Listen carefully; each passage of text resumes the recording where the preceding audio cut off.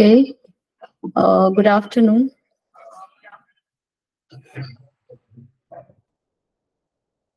So today in the class, what we are going to discuss basically, we are going to discuss refraction, okay?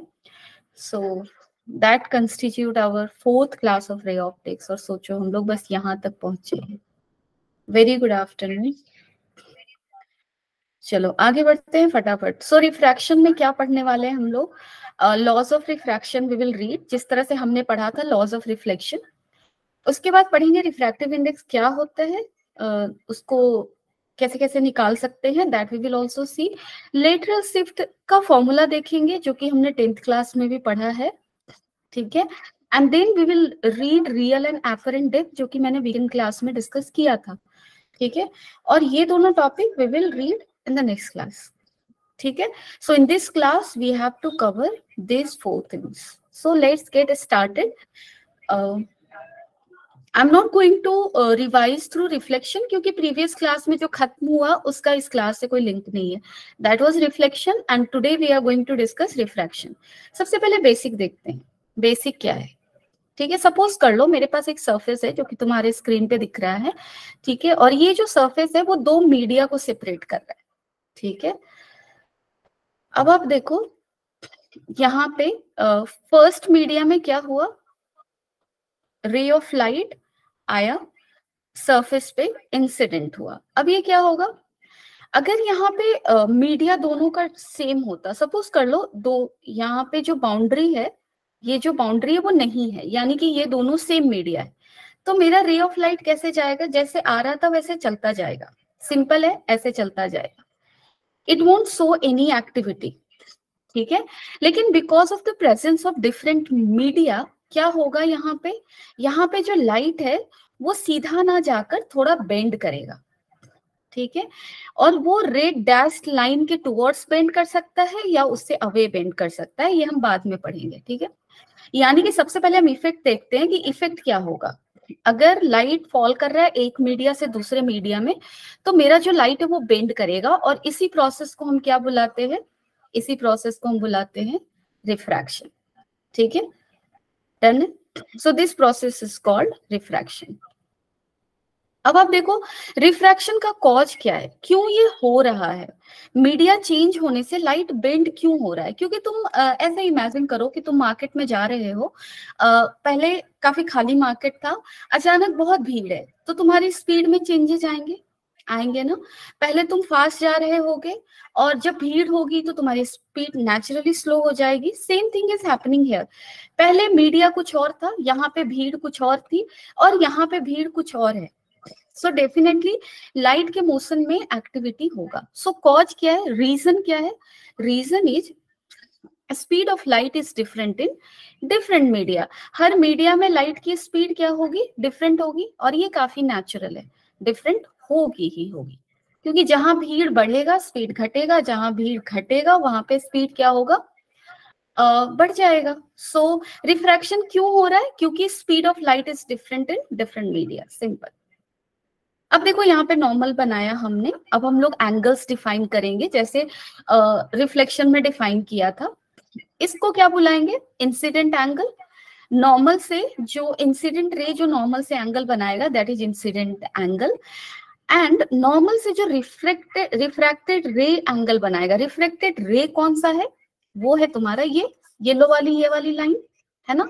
और ये normal से कितना angle बना रहा है, इतना, और इस एंगल को हम क्या बोलने वाले हैं, एंगल ऑफ रिफ्रैक्शन, ठीक है. तो सबसे पहली चीज रिफ्रैक्शन क्या है, बेंडिंग ऑफ लाइट. कब होगा, जब लाइट एक मीडिया से दूसरे मीडिया में जाएगा. क्यों होगा, क्योंकि लाइट की स्पीड डिफरेंट मीडिया में डिफरेंट होती है, इसलिए वो बेंड हो रहा है, ठीक है. अब देखो यहाँ पे जो तुम्हें दिख रहा है, यहाँ पे ये रे ऑफ लाइट यहाँ से फॉल कर रही है, ठीक है. यहाँ पे नॉर्मल बनाया हुआ है, ये मीडियम 1 है, ये मीडियम 2 है, ठीक है. एंगल ऑफ इंसिडेंस अगर मीडियम 1 में देखो तो कितना है, ये एंगल है 0 से ये 30 डिग्री हुआ, ये 60, यानी कि एंगल ऑफ इंसिडेंस है 60 डिग्री. अब आप देखो अगर मीडिया चेंज नहीं होता तो ray of light dashed line की तरफ चला जाता सीधा, है ना. Because of media it is bending. और ये देखो ये बेंडिंग कैसे हो रहा है, एंगल नॉर्मल जो है वो बेंट लाइन से कितना एंगल बना रहा है, लेस देन 60 डिग्री। अगर यहाँ पे ध्यान से देखो तो 60 डिग्री से ये 2-3 डिग्री कम है, चलो मैं इसको 57 डिग्री लिखती हूँ। तो एंगल ऑफ इंसिडेंस यहाँ पे क्या है, ग्रेटर देन है एंगल ऑफ रिफ्रैक्शन। यानी कि ऐसे लिख रही हूँ तो कंफ्यूजिंग लग रहा है, I is greater then are, ठीक है। एंगल ऑफ इंसिडेंस क्या है, ज्यादा बड़ा है आर से। तो यहाँ पे हम लोग ये बोलेंगे कि जो लाइट है वो नॉर्मल की तरफ बेंड कर रहा है, ठीक है। अगर वो बिल्कुल बेंड नहीं करता तो 60 डिग्री एंगल बनाता नॉर्मल से, रिफ्रैक्टेड रे, है ना। अगर वो टुवर्ड्स द नॉर्मल बेंड कर रहा है तो इंसिडेंट एंगल से कम एंगल बनाएगा, और अगर away from the normal bend करेगा, चल जैसे देखो पहले इसको समराइज कर लेते हैं। So refracted ray bend towards the normal, in that case r क्या हो जाएगा, लेस देन आई होगा, है ना। और ये कब होगा, ये तब होगा जब हमारा जो मीडिया 2 है वो ऑप्टिकली ज्यादा डेंसर होगा, किससे, मीडियम 1 से। एक होता है फिजिकल डेंसिटी, उससे हम डील नहीं कर रहे, हम ऑप्टिकल डेंसिटी से डील कर रहे हैं, ठीक है। तो मीडियम 2 अगर ऑप्टिकली ज्यादा डेंसर है तो लाइट क्या होगा, टुवर्ड्स द नॉर्मल जाएगा। यानी कि अगर लाइट टुवर्ड्स द नॉर्मल जा रहा है तो मीडिया क्या है, ऑप्टिकली ज्यादा डेंसर हुआ है पहले के कंपैरिजन से, ठीक है। अब यहाँ पे आ जाओ, यहाँ पे क्या हो रहा है, angle of incidence is how much, 60 degree, ठीक है। और यहाँ पे अगर आप देखो रिफ्रैक्शन नहीं होगा तो लाइट डैश रे के अलोंग जाएगा, रिफ्रैक्शन हो रहा है, एंगल ऑफ रिफ्रैक्शन ये लोगे, क्लियरली यहाँ पे आर क्या दिख रहा है, ग्रेटर देन आई दिख रहा है। तो लाइट जो है वो अवे फ्रॉम द नॉर्मल जा रहा है, ठीक है। और ये कब होगा, ये तब होगा जब सेकंड मीडिया ऑप्टिकली रेयरर होगा। तो यहाँ पे सेकंड मीडिया क्या है, ऑप्टिकली रेयरर है। डन। तो अब तक तुम लोग ये समझ गए होंगे कि रेयरर और डेंसर मीडिया का मतलब क्या है। देखो अभी मैं काफी स्लो जा रही हूँ so that I can make you understand concept, क्योंकि समझना बहुत जरूरी है, सिर्फ खत्म करने का कोई फायदा नहीं। अब जिस तरह से हमने पढ़ा था, किसी को कोई डाउट है यहाँ तक, उसके बाद आगे बढ़ेंगे।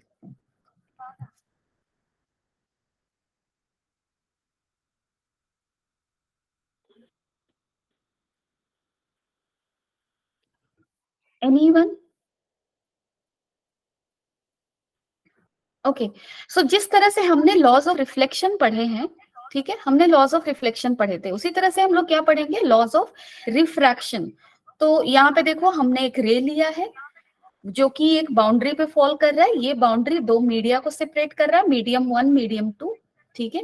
एंगल ऑफ इंसिडेंस आई है, एंगल ऑफ रिफ्रैक्शन आर है। रिफ्लेक्शन के केस में angle of incidence and angle of reflection equal होते थे, यहाँ पे क्या रिलेशन बैठेगा, ठीक है, दैट वी विल सी। तो सबसे पहले तो रूल 1 देखते हैं कि incident ray, refracted ray and normal at the point of incidence, all this 3 lines will line the same plane. अगर ये बोर्ड के प्लेन में है तो तीनों ही बोर्ड के प्लेन में है, ठीक है। दूसरा क्या है, अब देखो यहाँ पे रेशियो ऑफ, जैसे देखो सेकंड लॉ को अगर तुम्हें लिखना है ना तो एक काम करो, ये जो एंगल है, एंगल ऑफ इंसिडेंस आई है, तो यहाँ पे साइन आई लिख लो, ठीक है। एंगल ऑफ रिफ्रैक्शन क्या है, sine, sorry angle of refraction is r, इसको डिवाइड कर दो साइन आर से। तो साइंटिस्ट लोगों ने ये देखा कि इन दोनों का जो रेशियो है ना वो हमेशा ही क्या है, तुम्हारा कांस्टेंट है। So the ratio of sine of angle of incidence to sine of angle of refraction is constant. और इस लॉ को, सेकंड लॉ को हम लोग क्या बोलते हैं, स्नेल्स लॉ भी बोलते हैं, ठीक है। So this is your Snell's law, I hope it is clear. अब देखो इस कांस्टेंट को हम क्या बुलाते हैं, नाउ दैट्स द क्वेश्चन कि इस कांस्टेंट को हम क्या बोलेंगे। इस कांस्टेंट को हमने बुलाया N21। अब इसका क्या मतलब है आगे डिस्कवर करते हैं। N21 तुम्हारा क्या है, refractive index of second media with respect to the first media. First media के रिस्पेक्ट में सेकंड मीडिया का रिफ्रैक्टिव इंडेक्स क्या है, वो है तुम्हारा N21।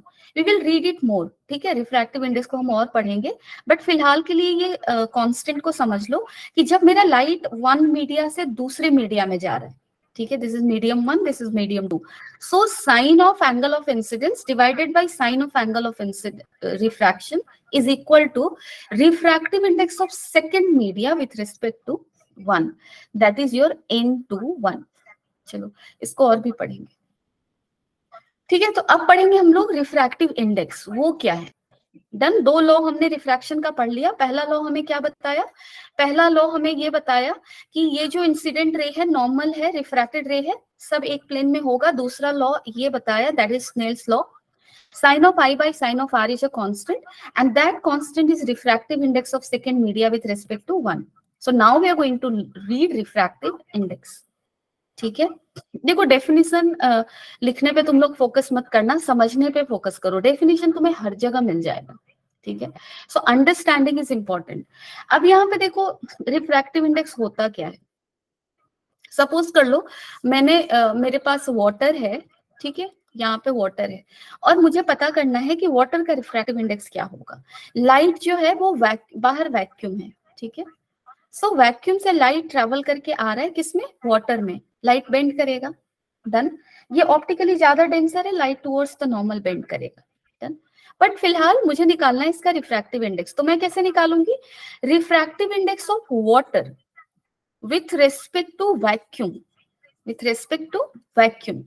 वैक्यूम के रिस्पेक्ट से क्यों निकाल रही हूँ, क्योंकि लाइट कहां से कहां ट्रेवल कर रहा है, वैक्यूम से वाटर में। So refractive index of water with respect to vacuum क्या होगा, speed of light in vacuum that is equal to how much, 3 into 10 to the power 8, यही होता है ना, and speed of light in water, ठीक है। सो किसी भी मीडिया में तुम्हें अगर रिफ्रैक्टिव इंडेक्स किसी भी मीडिया का निकालना है तो कैसे निकालोगे, refractive speed of light in vacuum लिखोगे टॉप पे, और बॉटम में क्या लिखोगे, रिफ्रैक्टिव इंडेक्स ऑफ बॉटम में लिखोगे velocity of light in that media, ठीक है। सो यहाँ पे लिखा हुआ है ratio of speed of light in vacuum to the speed of light in medium is called what, refractive index of that medium. तो किसी भी मीडियम का अगर रिफ्रैक्टिव इंडेक्स निकालना है तो क्या करोगे, speed of light in vacuum by speed of light in that media करोगे, तुम्हें क्या मिल जाएगा, refractive index of that media. अगर पूछता है वो किसके रिस्पेक्ट में है तो ऑब्वियसली वैक्यूम के रिस्पेक्ट में है, ठीक है। अब देखो रिफ्रैक्टिव इंडेक्स ऑफ मीडिया को हमने कैसे लिखा, ऐसे लिखा, ठीक है।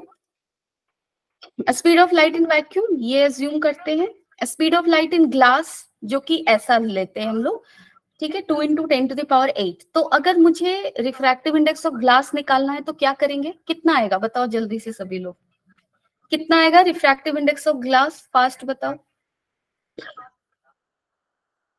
चलो थोड़ा इंटरैक्ट करते हैं, ठीक है।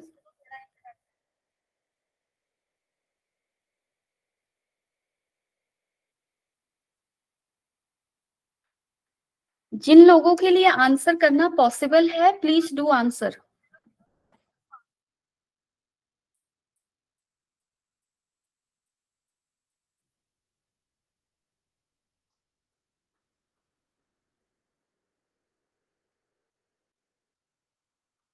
Yes, you have to calculate refractive index of glass. Means refractive index of glass with respect to vacuum. Speed of light in glass is given. जल्दी से बताओ क्या आ रहा है।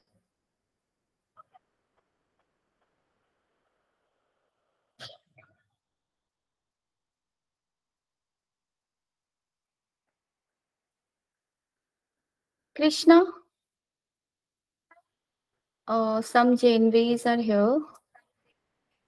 महक, आस्था, कोई भी, anybody, come on.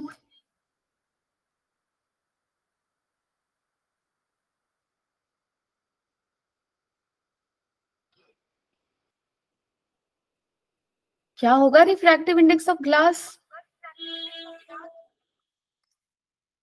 so it will be speed of light in vacuum divided by speed of light in glass, right? So that is 3/2, 1.5, right? And speed of light in vacuum is equal to speed of light in air. Air generally क्या है कि vacuum maintain करना मुश्किल होता है, ठीक है, वहां पे कुछ ना कुछ एयर पार्टिकल्स होंगे। सो वैक्यूम में स्पीड ऑफ लाइट आइडियली कितना होता है, 3 into 10 to the power 8 metre पर second. Speed of light in air भी हम लोग मान लेते हैं सेम, अज्यूम करके चलते हैं, ऐसा ही अज्यूम करते हैं, ठीक है। सो अगर रिफ्रैक्टिव इंडेक्स ऑफ एयर निकालना हो तो क्या होगा, speed of light in vacuum that is c and the speed of light in air, that is also c. So 1 relatively or approximately it is equal to 1. So refractive index of air, हम लोग हमेशा air हो या vacuum हो, refractive index क्या लेकर चलेंगे 1. ठीक है, उसी तरह से रिफ्रैक्टिव इंडेक्स ऑफ वाटर कितना आता है 4/3, but you don't need to remember such thing, that things will be given in your what questions. ठीक है, चलो. Now refractive index of one media with respect to other media is called relative refractive index.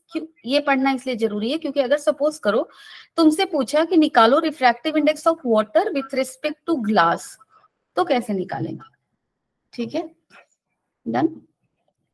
चलो, सो यहाँ पे देखते हैं incident ray है, light refract हुआ, मीडियम 1 हमने लिया जिसमें वेलोसिटी ऑफ लाइट v1 है, जिसका रिफ्रैक्टिव इंडेक्स n1 है. ठीक है, सेकेंड मीडिया लिया, यहाँ पे वेलोसिटी ऑफ लाइट इस मीडिया में v2 है, रिफ्रैक्टिव इंडेक्स क्या है n2 है इस मीडिया का. ठीक है, now refractive index of medium 1 क्या होगा. मीडियम 1 का रिफ्रैक्टिव इंडेक्स क्या लिखोगे c/v1, क्योंकि refractive index of any media is what speed of light in vacuum divided by speed of light in that media. So refractive index of medium 1 क्या हो गया c/v1. Similarly refractive index of medium 2 that is n2 c/v2. ठीक है, so refractive index of 1 with respect to 2 कितना होगा. So that n12 निकालना है तुम्हें. n12 का मतलब refractive index n12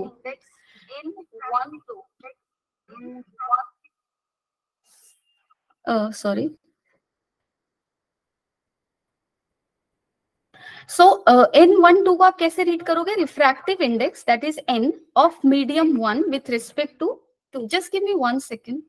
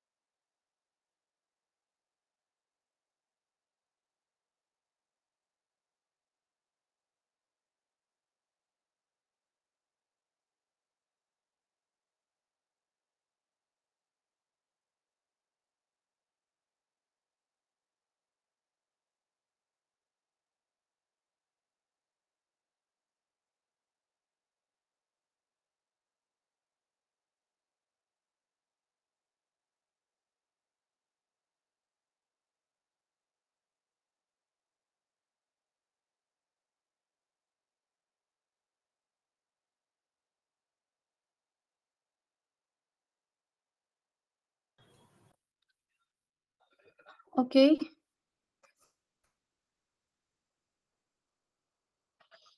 sorry for the disturbance. So यहाँ पे क्या था, refractive index of media 1 with respect to 2, right. So how we will write that n12 can be written as n1 by n2, that is v2 by v1. ये कैसे आया, जैसे आप यहाँ पे ध्यान से देखो, n1 को क्या लिखोगे c/v1 और n2 को क्या लिखोगे c/v2.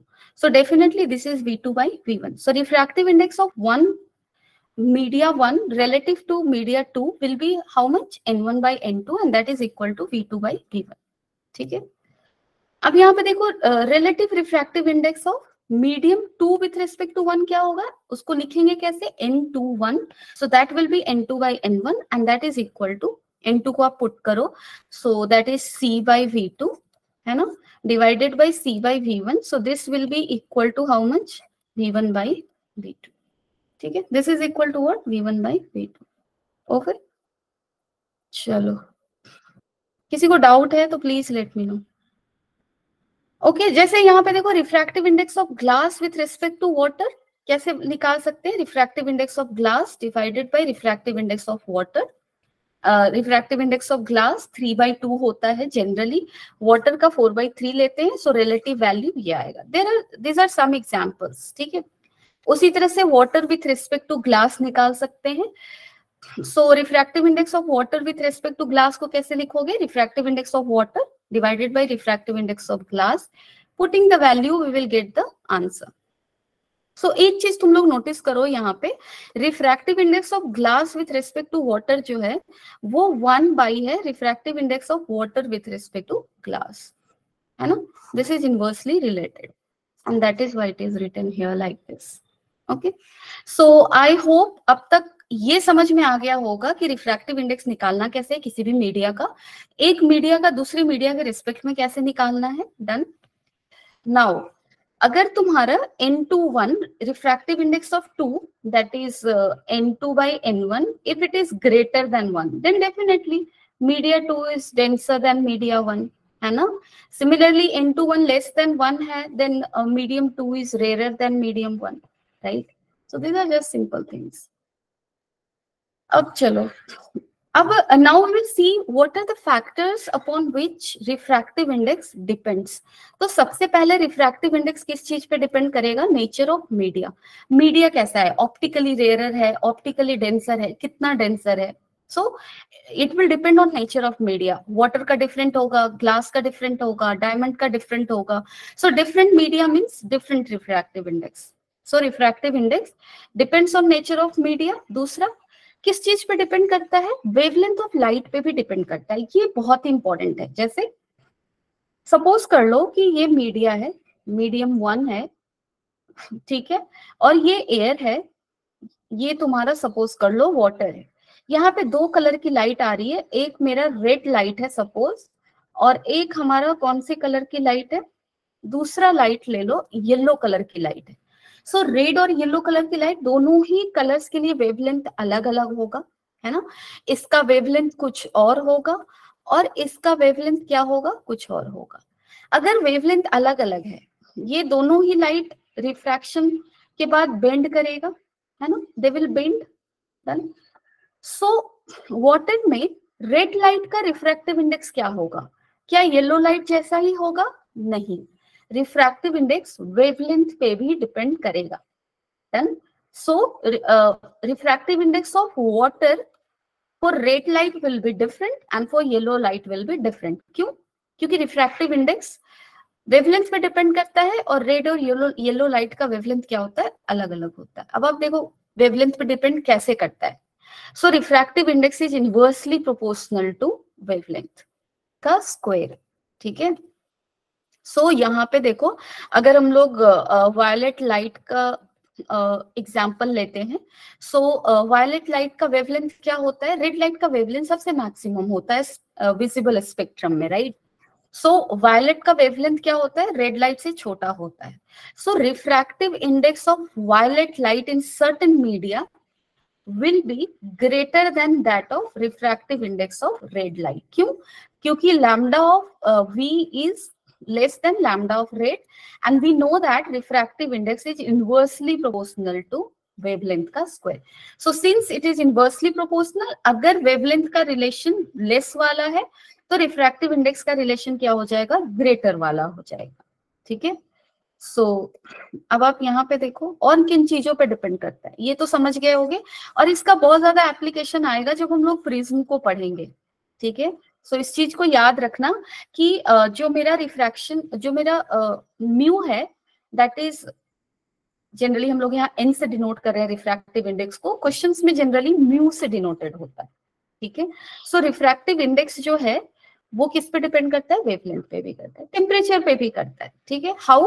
टेम्परेचर जब इंक्रीज करेगा, जब तुम्हारा टेम्परेचर इंक्रीज होता है तो वेवलेंथ क्या होगा? डिक्रीज होगा। यानी कि जो वाटर है, अगर यहाँ पे वाटर ले लो, एक वाटर है 100 डिग्री पे और एक वाटर है तुम्हारा 50 डिग्री पे, दोनों में ही रिफ्रैक्टिव इंडेक्स क्या होगा? अलग अलग होगा। जिसका टेम्परेचर ज्यादा होगा उसका रिफ्रैक्टिव इंडेक्स क्या होगा? कम होगा। ठीक है। और ऐसा क्यों होगा, रीजन भी समझ सकते हो। वैसे this is a very microscopic thing, like अगर इसको एक्सप्लेन भी करना है तो माइक्रोस्कोपिक लेवल पे जाना पड़ेगा, and it's not in our syllabus, so no need to worry about it. It will simply depend on temperature like this, that we need to remember. ठीक है, चलो। सो यहाँ पे अगर मैं यहाँ पे ये तुम्हारा स्पेक्ट्रम दिखाया था, ठीक है। So this is all the so यहाँ पे अगर स्पेक्ट्रम से मैं तुम लोगों को बताऊं तो इधर जैसे जैसे जाओगे वेवलेंथ क्या हो रहा है, बढ़ रहा है। सो इधर जैसे जैसे जाओगे उधर तुम्हारा रिफ्रैक्टिव इंडेक्स भी क्या होगा, वो क्या होगा, घटेगा, है ना। यानी कि रेड लाइट के लिए रिफ्रैक्टिव इंडेक्स सबसे कम होगा, वायलेट के लिए सबसे ज्यादा होगा, येलो के लिए रेड से ज्यादा होगा, इस तरह से होगा। ठीक है, क्योंकि रिफ्रैक्टिव इंडेक्स का रिलेशन वेवलेंथ से क्या है, इनवर्स है। चलो, now we will write Snell's law again, क्योंकि स्नेल्स लॉ को हमने कांस्टेंट के टर्म में लिखा था। सो स्नेल्स लॉ क्या है, sine of i, sine of i divided by sine of r किसके बराबर होगा। यहाँ पे देखो लाइट किधर से, एक काम करो, इसको कैसे लिखोगे, यहाँ पे स्नेल्स लॉ को कैसे अप्लाई करोगे। तो सबसे पहले हमें कैसे लिखना चाहिए, क्योंकि ये तुम्हें बहुत लिखना होगा क्वेश्चन सॉल्व करने के लिए। सबसे पहले इंसिडेंट मीडिया में रहना, ठीक है। सो इंसिडेंट मीडिया में मैं इधर हूं, यहाँ पे तुम रहकर क्या लिखो, sine of angle of incidence लिख लो, इनटू इंसिडेंट मीडिया में रहो, ठीक है। सो इंसिडेंट मीडिया का रिफ्रैक्टिव इंडेक्स लिख लो, यहाँ पे n1 लिख दिया, इसको इक्वेट करो। अब चले जाओ कहाँ, रिफ्रैक्शन वाले मीडिया में, यानी कि मीडिया 2 में चले जाओ। सो यहाँ पे अगेन क्या लिखोगे, साइन ऑफ r लिखोगे, इनटू क्या करोगे, into refractive index of this media n2। यानी कि स्नेल्स लॉ कैसे लिखा जाएगा, sine of i into n1 will be equal to sine of r into n2। अगर sine i by sine r अगर आप करोगे तो किसके बराबर होगा, ये हो जाएगा n2 by n1, and that is n21। ठीक है, सो वही चीज यहाँ पे लिखी हुई है, this is how. So I started from here and then we reached here, right? So this is how you will write Snell's law at any interface, at any point where refraction is happening. ठीक है, now we have a question and very simple question. So please do this question and after that we will move on to next question. जल्दी से करके बताना, बहुत ही simple question मैंने include किया है।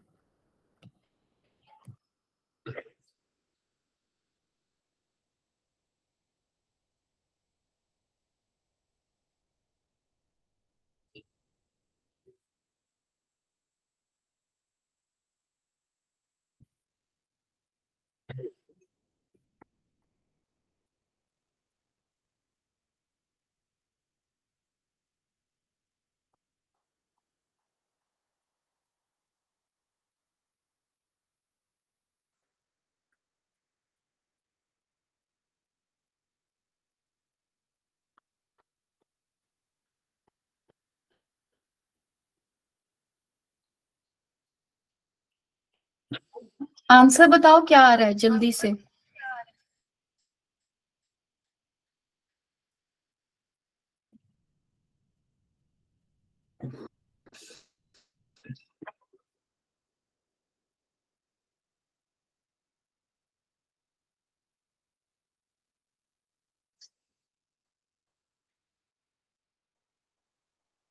You just need to write a Snell's law. मैंने ये क्वेश्चन इसलिए इंक्लूड किया है so that you can write a Snell's law and give me answer.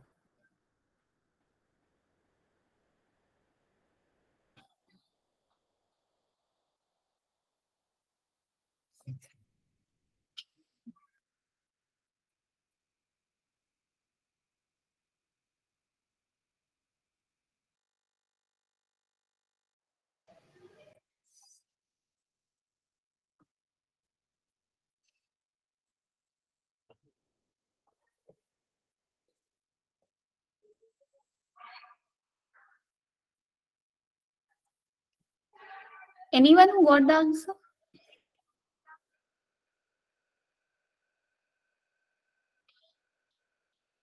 You don't need this much time for this question anyway. So this is a rectangular block, ठीक है, and just write again just I'm drawing again this one because that was not looking good. So this is a rectangular block, and what is happening? Ray of light traveling in air. So incident light is traveling in air, and that enters a rectangular block at an angle of incidence 30 degree. So जिस point पे incident हुआ है, उस point पे आप normal बना लो. Now the resulting angle of refraction is 18 degree. This is 30 degree, and this is 18 degree. It is bending towards the normal. So refractive index of the block we have to calculate. So just apply Snell's law at this point. So, okay, Krishna. Good. So what answer we are going to get? Just apply Snell's law here.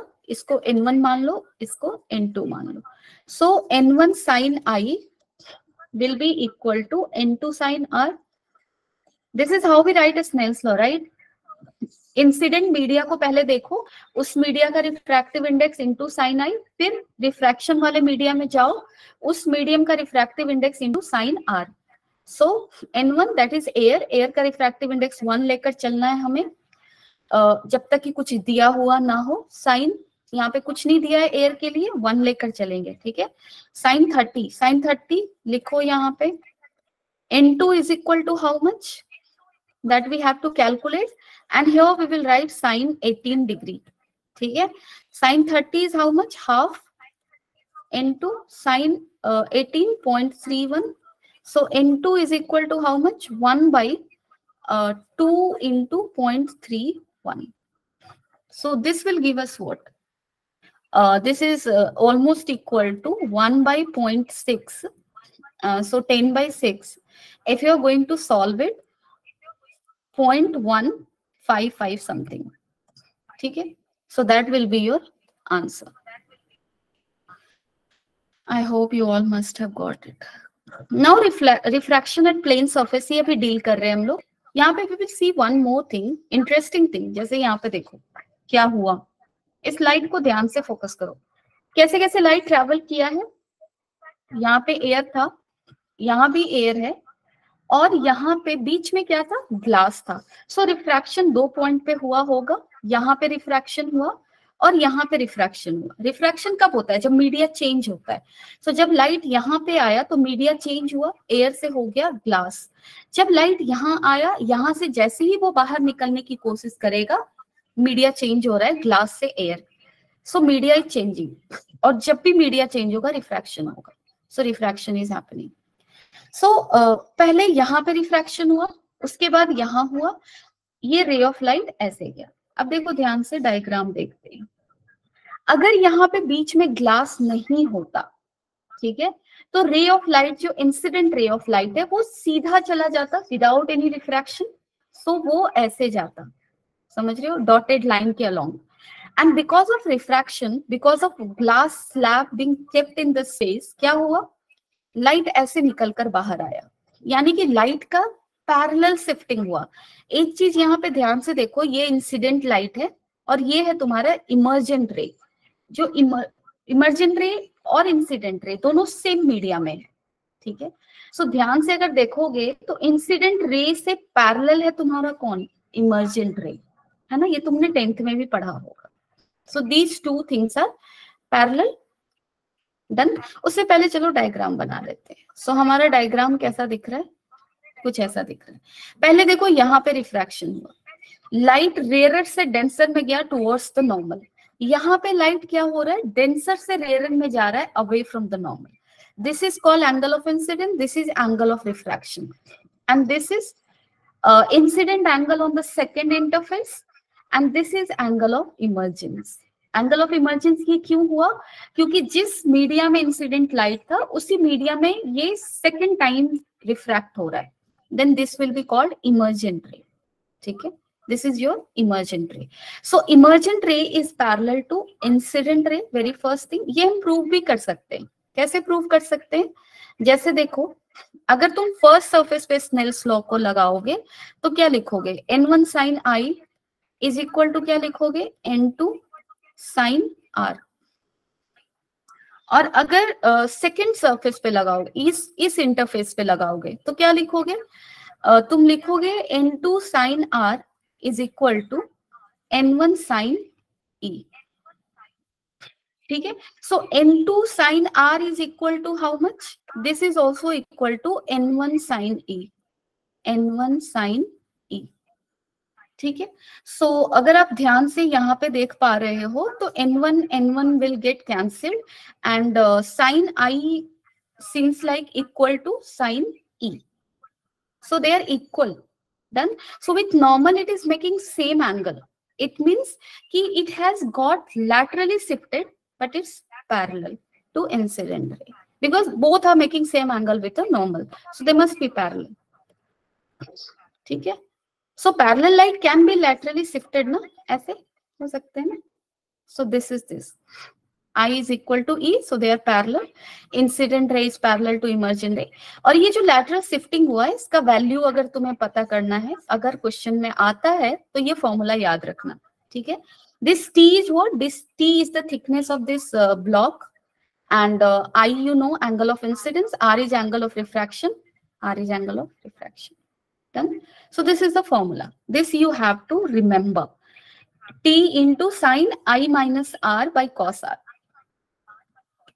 ठीक है, चलो अब बहुत important topic हम लोग पढ़ने जा रहे हैं, ये रियल एंड एपरेंट डेप्थ. यहाँ से क्वेश्चंस बहुत आते हैं, बहुत ज्यादा. ठीक है, सो ये है क्या? सबसे पहले यहाँ पे देखो एक ऑब्जर्वेशन दी हुई है कि हमारे पास एक टब ऑफ वाटर है ना, जो डायग्राम में दिख रहा है, एक टब ऑफ वाटर है. और सपोज कर लो एक हमारे पास एक ऐसा टब है जिसमें कुछ भी नहीं रखा हुआ, यानी कि क्या है, एयर है. हमने दोनों में ही पेंसिल रखा, यहाँ पे भी एक पेंसिल रखा. ठीक है, मेरी ड्राइंग थोड़ी खराब है, यहाँ पे भी पेंसिल रखा और यहाँ पे भी पेंसिल रखा. इस केस में जब ऑब्जर्वर देख रहा है पेंसिल को, तो उसको पेंसिल जैसा रखा हुआ है वैसा ही दिख रहा है, सीधा दिख रहा है. लेकिन जब वो वाटर में रखा हुआ है तो जो पेंसिल है ना, वो सीधा नहीं दिख रहा, वो कुछ, उसको कैसा पेंसिल दिखेगा? उसको पेंसिल कुछ ऐसा दिख रहा है, ऐसा, जबकि दिखना कैसा चाहिए था? ऐसा सीधा. Why this is happening? Because of refraction. क्योंकि यहाँ पे जो पेंसिल रखा जाएगा उसका एक पार्ट है वाटर में और दूसरा पार्ट एयर में है. तो दोनों पार्ट डिफरेंट डिफरेंट मीडिया में रहने से क्या हो रहा है वो देखते हैं, रे डायग्राम देखते हैं, क्योंकि वही सबसे ज्यादा इंपॉर्टेंट है. अब देखो, अगर कोई भी चीज को तुम देख रहे हो, जैसे मैं बोर्ड को देख रही हूँ, ये कब पॉसिबल है? जब कोई लाइट बोर्ड से मेरी आंखों तक पहुंच पा रहा है, तभी मैं देख पा रही हूँ. ठीक है, तुम किसी चीज को तभी देख पाते हो जब वहां से लाइट रिफ्लेक्ट होकर तुम्हारी आंखों तक आता है. तो अगर ये पर्सन इस पेंसिल के इस एंड को सपोज देख रहा है, इसका क्या मतलब है कि इस एंड से लाइट कहाँ जाना चाहिए? पर्सन के आई में. ठीक है, सो यहाँ पे लाइट इस एंड से निकला, दो रेज दिख रहे हैं यहाँ पे, निकला. अब देखो ये सीधा तो ऐसे ट्रेवल कर नहीं सकता, आंखों तक सीधा नहीं कर सकता ना. क्यों? क्योंकि मीडिया चेंज हो रहा है. तो क्या करेगा? वो रिफ्रैक्ट करेगा, बेंड करेगा. वो जा रहा है डेंसर से रेयरर की तरफ, तो लाइट क्या होगा? अवे फ्रॉम द नॉर्मल जाएगा. तो आप ध्यान से देखो, यहाँ पे नॉर्मल बना लो, यहाँ पे भी नॉर्मल बना लो, तो लाइट क्या हुआ? अवे फ्रॉम द नॉर्मल जा रहा है. तो जो आंखों के पास जो लाइट पहुंच रही है वो ऐसे पहुंच रही है, यानी कि वो कहाँ से आ रहा है? वो डायरेक्टली यहाँ से आता हुआ नहीं दिख रहा है ना, वो कहाँ से आता हुआ दिख रहा है? अगर इन दोनों को एक्सटेंड करोगे, दोनों रिफ्रैक्टेड लाइट को, तो एक्सटेंड करोगे तो कहाँ एक्सटेंड मीट कर रहा है? यहाँ, यानी कि यहाँ पे इमेज बन रहा है किसका? इसका. ठीक है, अभी तक हमने क्या पढ़ा था कि जब दो लाइट रिफ्लेक्ट होता है इमेज बनता है, हम बना भी रहे थे. अब हम क्या पढ़ेंगे कि जब दो रेज रिफ्रैक्ट हो रहा है, उन दोनों को अगर वो दोनों भी इंटरसेक्ट कर रहे हैं तो सर्टेन पॉइंट का वो क्या बनाएंगे? इमेज बनाएंगे. जैसे यहाँ पे ये पर्सन का इंटरेस्ट क्या था? पेंसिल के इस एंड को देखना. सो इस एंड से इंसिडेंट लाइट आया. अब वो इंसिडेंट लाइट डायरेक्टली आंख पे नहीं पड़ रहा, वो यहाँ से बेंड कर रहा है. ठीक है, और जो लाइट बेंड हुआ है वो एक्चुअल में मीट करता हुआ कहीं दिख नहीं रहा, तो वर्चुअली मीट करवाएंगे, मीट करवा दो, और जहां मीट किया उसको क्या बोलेंगे? वहां पे इमेज बन रहा है, ठीक है। सो यहाँ पे इस पॉइंट का इमेज यहाँ बना, यानी कि इस पर्सन को दिखेगा पेंसिल का एंड यहाँ है, जबकि एक्चुअल में यहाँ है। So apparent depth of this pencil कितना होगा, ये एक्चुअल डेप्थ पेंसिल का कितना था, इतना।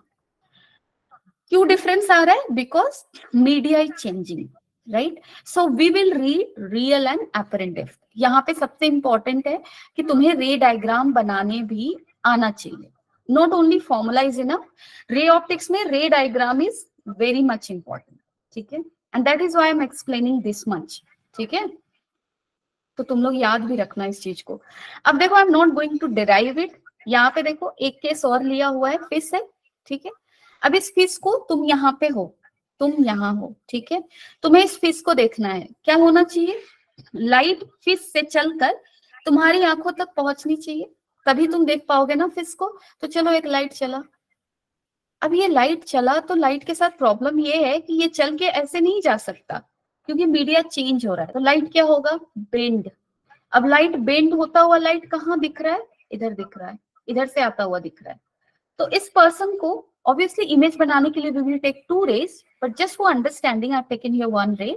सो इस पर्सन को लाइट कहाँ से आता हुआ दिखेगा, यहाँ से, यानी कि उसको फिश कहाँ से आता, कहाँ पे दिखेगा, यहाँ। So this is the apparent depth of fish and this is the real depth. So there is relation between real and apparent depth, जो कि मैंने weekend class में पढ़ाया था।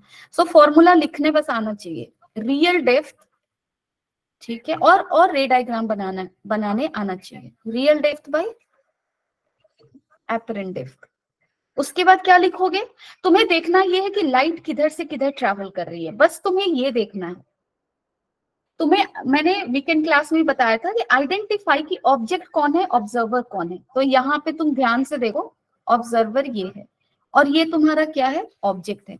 मैंने बोला था कि लाइट हमेशा कहाँ से कहाँ ट्रैवल करेगा, ऑब्जेक्ट से ऑब्जर्वर की तरफ, सिंपल। उसके बाद लिखो, ये आइडेंटिफाई पहले कर लो, उसके बाद लिखो real depth divided by, sorry ये राइटिंग इतनी खराब क्यों जा रही है। This is your real depth and this is your apparent depth, okay, and this was our observer and this was our object, ठीक है। So light will travel from object to observer। तो यहाँ पे क्या लिखना है मुझे, रिफ्रैक्टिव इंडेक्स उस मीडिया का पहले लिखना है जहाँ पे ऑब्जेक्ट है। तो यहाँ मैं लिखूंगी रिफ्रैक्टिव इंडेक्स ऑफ वाटर, और उसके बाद किसका रिफ्रैक्टिव इंडेक्स लिखना है, जिस मीडिया में ऑब्जर्वर है। तो यहाँ लिखूंगी refractive index of air. So this is how we write the formula, and then if real depth is given we will calculate apparent depth। Okay, anyone has any problem in writing this formula, let me know, क्योंकि this is important. Its derivation is not important. You can try from your NCERT book also. For if you have curiosity, you should go for it definitely. But this is how we will write the formula finally. क्योंकि तुम derive कर लोगे तो भी तुम्हारे दिमाग में एक शॉर्टकट की जरूरत है कि जल्दी से फॉर्मूला लिखे कैसे। So identify object, identify observer, first thing। उसके बाद रियल डेप्थ लिखो divided by apparent depth equal to refractive index of the media where object is divided by refractive index of the media where light where observer is। यानी कि देखना है कि light किधर से किधर ट्रैवल कर रहा है। अगर ग्लास से एयर में कर रहा है तो we will write n glass by n air. यहाँ पे वाटर से एयर में जा रहा है light, so we have written n water by n air, ठीक है। This is how we write the formula. Now we will do one very simple question and after that a very good question। चलो पहले इस simple question को, ये मैंने question इसलिए include किया so that I can see कि तुम लोग फॉर्मूला लिख पा रहे हो या नहीं। सो जल्दी से फॉर्मूला लिख के बताओ आंसर क्या आ रहा है।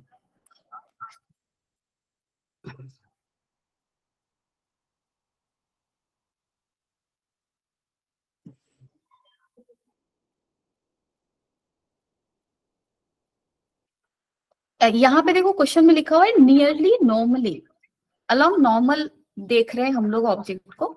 तो ये जो फॉर्मूला हमने अभी अभी किया ना, ये किस तरह के इंसिडेंस के लिए ट्रू है, नियर नॉर्मल विजन के लिए ट्रू है। यानी कि जब हम लोग ऑब्जेक्ट को नॉर्मल के अलोंग देख रहे हैं, यानी कि यहाँ पे जो I2 है ना, सॉरी, और जो I2 या I1 जो भी बोलो, that is very negligible, almost 0 degree, ठीक है। And for that case this formula is true. तो यहाँ पे क्वेश्चन में भी दिया हुआ है, it is viewed from air near normally, so that formula will be true. तो आप लिख के बताओ क्या आ रहा है। वाटर का रिफ्रैक्टिव इंडेक्स क्या लोगे, 4/3। अगर दिया हुआ नहीं है यहाँ पे, स्टैंडर्ड एग्जाम में दिया रहेगा, नो वरीज। सो एन वाटर मैं लिख देती हूँ 4/3। एपरेंट डेप्थ निकालना है, ऑब्जेक्ट कहाँ है, वाटर के अंदर है। देख देख कौन रहा है, कहां से देखा जा रहा है, एयर से। जल्दी से बताओ क्या आंसर आ रहा है।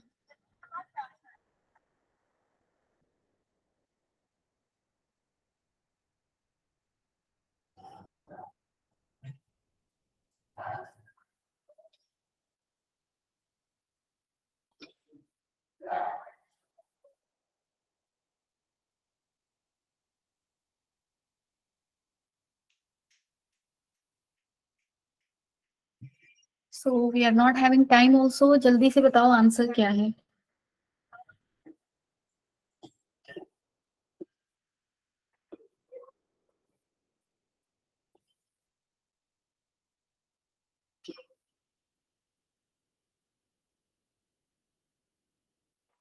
जस्ट ड्रॉ द डायग्राम ना। डायग्राम क्या होगा, देखो यहाँ पे वाटर है, एक टैंक में वाटर ले लो, ऑब्जेक्ट है कहाँ, इसके बॉटम में ना, 100 सेंटीमीटर इनसाइड वाटर, सपोज कर लो ये 100 सेंटीमीटर। सो इनसाइड मीन्स यहाँ पे होगा ऑब्जेक्ट। देखने वाला कैसे देख रहा है, नियर नॉर्मल देख रहा है, ऐसे देख रहा है वो, ठीक है। और ये पर्सन कहाँ है, एयर में है, ठीक है। रे ऑफ लाइट ऐसे नहीं ट्रेवल करेगा जैसे मैंने बनाया है, ठीक है। रे ऑफ लाइट हमेशा कैसे ट्रेवल करता है, ऑब्जेक्ट टू ऑब्जर्वर। सो देखने वाला एयर में है ना, ऑब्जेक्ट यहाँ है, सो लाइट यहाँ से ऊपर की तरफ ऐसे जाएगा, क्या लिखोगे, real depth by apparent depth equal to, light कहाँ से कहाँ ट्रेवल कर रहा है, ध्यान से देखो, वाटर से एयर की तरफ जा रहा है। सो यहाँ पे लिखोगे 4/3/1, क्योंकि 1 is refractive index of air, real is 100 centimetre, and apparent we don't know, 4/3, 4 से ये क्या आ जाएगा, 25 टाइम्स में ये चला जाएगा। So apparent depth is how much, 75 centimetre. तो इट विल लुक लिफ्टेड, यहाँ पे दिखेगा, और ये डिस्टेंस यहाँ से कितना होगा, 75 सेंटीमीटर, ठीक है। डन, समझ रहे हो, नियर नियर नॉर्मल विजन है ये, नियर नॉर्मल देख रहे हैं, मीन्स जो एंगल ऑफ इंसिडेंस यहाँ पे जो बनेगा रे ऑफ लाइट का, वो क्या बनेगा, बहुत ही छोटा बनेगा, ठीक है। So that is why we are calling it near normal vision, ठीक है। डन। अब देखो यहाँ पे एक क्वेश्चन है, यहाँ पे सॉल्यूशन भी दिया हुआ है, but we don't require it, we have already solved it. Done. Question देख लो, ये क्वेश्चन है, कल वीकेंड के क्लास में we will discuss more questions from this portion, जो कि ये तुम्हारा एपरेंट डेप्थ एंड ऑल, ठीक है। वो मैंने करवाया भी था प्रीवियस क्लास में, बट इस वीकेंड कल के क्लास में we will discuss this question also, the one that is on your screen right now. So तुम लोग प्लीज कोशिश अभी से कर लेना, कल के क्लास में हम लोग इसको डिस्कस करेंगे फिर से, और भी क्वेश्चंस लेंगे, मिरर प्लस दिस कॉन्सेप्ट को मिक्स करके क्वेश्चंस करेंगे। और देखो क्वेश्चंस बहुत इजी होंगे, तुम जब क्वेश्चन को सॉल्व करोगे ना, बस तुम्हें थोड़ी थोड़ी चीजें ना सीखती जानी है, और उसका साइड में नोट्स बनाते जाना है। छोटी चीजें ही बाद में डिफिकल्टी क्रिएट करती है, जब छोटी चीजें तुम्हें पता नहीं होता कि अच्छा ये ऐसे लेना था। डन। तो इसलिए छोटा छोटा नोट्स बनाते जाओ, और क्लासेस सही से करो। डन है। एनी डाउट एनीवन और एनीथिंग यू हैव टू से?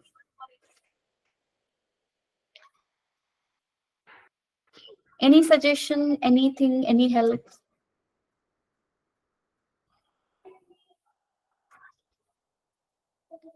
I really wait for your people's messages, but आप लोग मैसेज करते नहीं हो,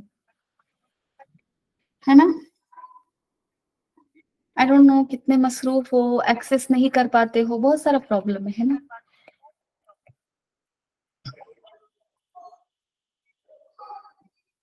चलो ठीक है, तुम लोग अच्छे से रहो, अपना ख्याल अच्छे से रखो, पढ़ाई करो, क्लास इसी तरह से अटेंड करो, क्वेश्चंस करो, नहीं हो हिम्मत नहीं हारना है। हर चीज का शुरुआत होता है नहीं होने से, फिर बाद में वो होता है, ठीक है। इनिशियली कुछ भी इजी नहीं लगता, करते करते चीजें आसान हो जाती है। सो तुम्हें करते रहना है, बस ये चीज दिमाग में रखना, ठीक है। सो फिजिक्स ऐसे भी लोगों को टफ लगता है, होता नहीं है, I am telling you, just learn concept, do questions, ठीक है। तो आप लोग अच्छे से रहो, मजे करो, एंजॉय करो, bye bye, tata, take care. चलो, टेक केयर।